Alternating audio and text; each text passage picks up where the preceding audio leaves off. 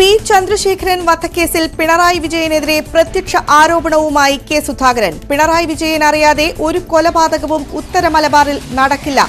ചന്ദ്രശേഖരനെ ഇല്ലാതാക്കുന്നതിൽ പിണറായിക്ക് പ്രത്യേക താൽപര്യമുണ്ടായിരുന്നു. ഗൂഢാലോചനയിൽ അകത്തു പോകേണ്ട ആൾ പിണറായിയാണെന്നും കെ സുധാകരൻ. 23 തദ്ദേശ ഭരണ സ്ഥാപനങ്ങളിലേക്ക് നടന്ന ഉപതെരഞ്ഞെടുപ്പിന്റെ വോട്ടെണ്ണൽ ഇന്ന്. തിരുവനന്തപുരം നഗരസഭയിലെ വെള്ളാർ ഉൾപ്പെടെ 10 ജില്ലകളിലെ 4 മുനിസിപ്പാലിറ്റി വാർഡുകളിലും 18 ഗ്രാമപഞ്ചായത്ത് വാർഡുകളിലുമായിരുന്നു ഉപതെരഞ്ഞെടുപ്പ്. വോട്ടെണ്ണൽ 10 മണിക്ക് ആരംഭിക്കും.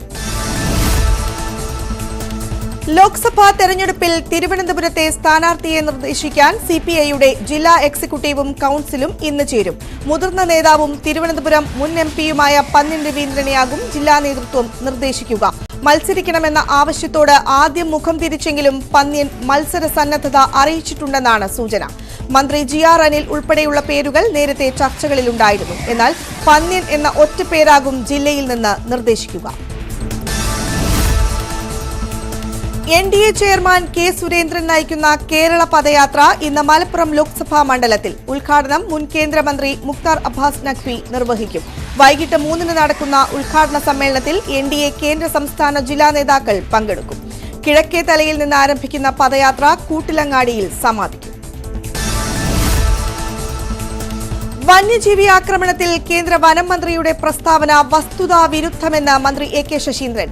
വന്യജീവിയെ വെടിവെച്ചു കൊല്ലാൻ ചീഫ് വൈൽഡ് ലൈഫ് വാർഡന് അധികാരമുണ്ടെന്നാണ് കേന്ദ്ര വനം മന്ത്രി പറഞ്ഞത്. എന്നാൽ ആ മൃഗത്തെ പിടികൂടാനോ മയക്കുപിടിവെക്കാനോ മറ്റൊരു സ്ഥലത്തേക്ക് മാറ്റാനോ സാധ്യമല്ലെന്ന് ചീഫ് വൈൽഡ് ലൈഫ് വാർഡന് ബോധ്യപ്പെട്ടാൽ മാത്രമേ വെടിവെച്ചു കൊല്ലാവൂ. വന്യജീവി ആക്രമണങ്ങളിൽ നഷ്ടപരിഹാരം നൽകുന്നത് കേന്ദ്ര സർക്കാരാണെന്ന് പറഞ്ഞതും രാഷ്ട്രീയ ലക്ഷ്യത്തോടെയാണെന്നും AK ശശീന്ദ്രൻ ആരോപിച്ചു. കോൺഗ്രസിനെ അധിക്ഷേപിച്ച് എളമരം കരീം MP. RSSനെ എതിർക്കുന്നതിൽ കോൺഗ്രസിന് ആണും പെണ്ണും കെട്ട മൃദു ഹിന്ദുത്വ നിലപാടെന്ന് എളമരം കരീം. വന്യജീവി നിയമങ്ങൾ മാറ്റിയെഴുതാത്തത് തെമ്മാടിത്തരമെന്ന് തലശ്ശേരി അതിരൂപത അധ്യക്ഷൻ ആർച്ച് ബിഷപ്പ് മാർ ജോസഫ് പാംപ്ലാനി. കർഷകരുടെ മരണ വാറന്റാണ് 72ലെ നിയമം. മന്ത്രിമാരെക്കാൾ ഭേദം കടുവയോടും ആനയോടും സംസാരിക്കുന്നതാണ്.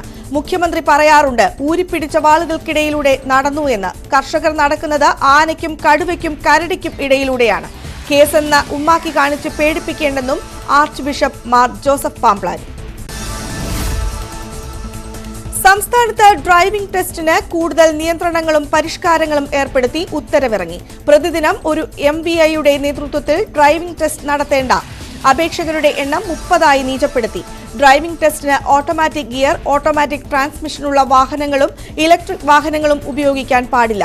ഡ്രൈവിംഗ് സ്കൂളുകളിൽ പരിശീലനത്തിന് ഉപയോഗിക്കുന്ന വാഹനത്തിന്റെ കാലപ്പഴക്കം 15 വർഷമാക്കി നിജപ്പെടുത്തിയതായും ഉത്തരവിൽ പരാമർശം.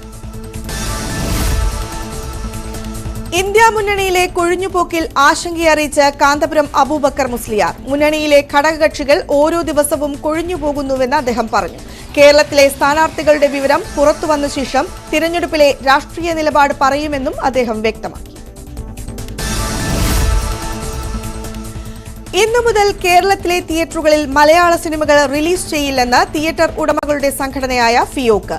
നിർമ്മാതാക്കളുടെ നിലപാടിൽ പ്രതിഷേധിച്ചാണ് സമരം.